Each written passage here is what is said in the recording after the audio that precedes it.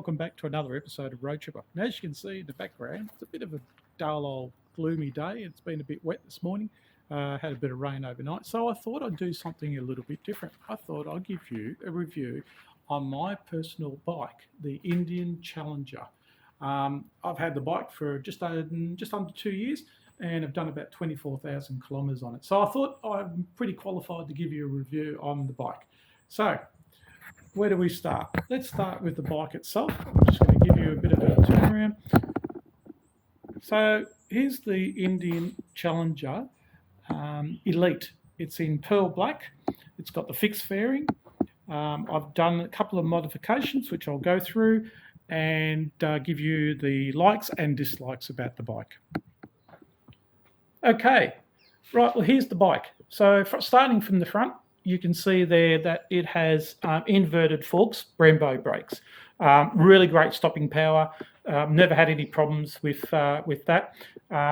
Really performs well. LED lights. I have upgraded the main headlight. I wasn't really happy with the beam pattern that it was actually producing, so I've changed it to an aftermarket light. The other part of the bike that I really enjoy, and I'm just going to power this up, is the screen. You can adjust the screen up and down, as you can see, and really makes a difference when you're traveling in long distances. Screen's just booting up now. In the screen itself, it gives you Apple CarPlay, GPS, all the information you require when you're riding, say your tyre pressures and so on. So as you can see, it takes a little while to fire up. By the time you warm the bike up, it's all good. So it gives you everything you need, distance to empty and so on and so on. What else? The engine. Okay, this engine is, in my opinion, the difference between other bikes. It's a water-cooled 108 cubic inch engine. It produces 122 brake horsepower and it's around about 128 foot-pound of torque. Not going to go into too much detail. There's many videos out there that do that. It has smart lean technology. Now, look, I've experienced studying it a couple of times, pushing it into corners. It really does control the bike well around corners, and it's a really great safety feature.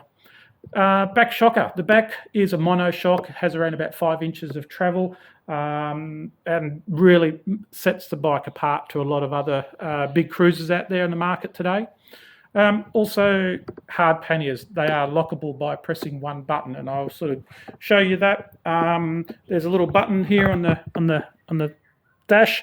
You can press that. It locks. You hear it click. So now that's all nice and locked up. Can't get into them. I'll go long, press that on the other side, and bang, she's open. One little feature that I love, not many people do know this, but underneath here you have a 12-volt cigarette lighter connector where I can actually connect my batteries for my camera and charge them up, which is really great when you're doing, vlogging or recording, drone footage, whatever it is. Phone, you just plug it in and it sits there and it charges. There is another port in the front dash, and that also enables you to connect the Apple CarPlay. Again, not going to go into too much detail about all that. Done to the bike, I really have not done a lot. The only thing I've done is probably change some little bits and pieces.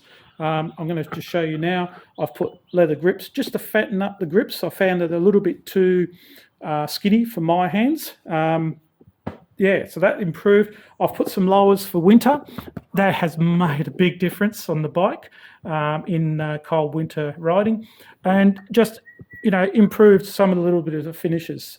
So love the bike. I think the bike is really set up well. There are little vents. I'm not sure if you can see that, but you can actually close these. So on really cold days, you can open them up in the summer, close them in winter. So, long haul travelling. I've done a couple of trips from Melbourne to Sydney, which is around about 800 kilometres. Melbourne to Bateman's Bay, again, about 800 kilometres. Done that in a full day. That's around about 8 hours travelling, and no problems. Really, really comfortable. So the bike in general is really I enjoy it. And there is little things that I don't like about it. I really do enjoy the way the bike rides and handles. It handles really well around corners. I'm a bit of I like my twisties. I live in an area, little town called Warrandyte, and I'm at the foot of the Yarra Valley, so there's really some nice riding around here, and the bike really suits these roads well. What don't I like? The paint job. I think the paint could be a little bit stronger. Now, when I mean by stronger, it scratches really easily. Don't know what's going on there. So, and I've heard that from a few people as well. So, Indian, if you're listening, paint, but I believe the new models are a big improvement. The other thing I didn't like about the bike when I got it is it, for an elite, didn't come with heated grips. Go figure.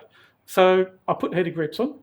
Best thing I ever did. Had it on my old Indian, my other Indian, my Roadmaster, and I had it in my Yamaha FJR. So standard.